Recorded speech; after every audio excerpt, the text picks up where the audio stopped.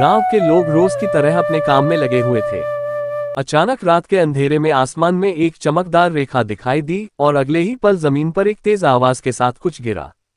पूरा गांव कांप उठा। लोग डर गए, कुछ ने इसे अपशकुन समझा तो कुछ ने कहा कि यह देवताओं का प्रकोप है। सुबह होते ही गांव वाले उस जगह पर पहुंचे जहां वह अजीब चीज गिरी थी।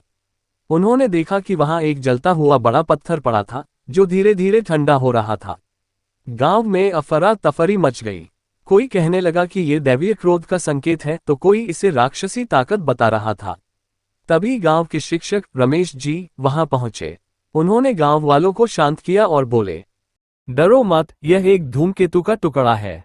गांव वालों ने हैरानी से पूछा, धूमकेतु वह क्या होता है?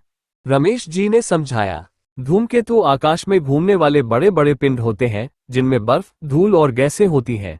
जब ये सूरज के पास आते हैं तो इनकी बर्फ पिघलने लगती है और एक चमकदार पूंछ बन जाती है।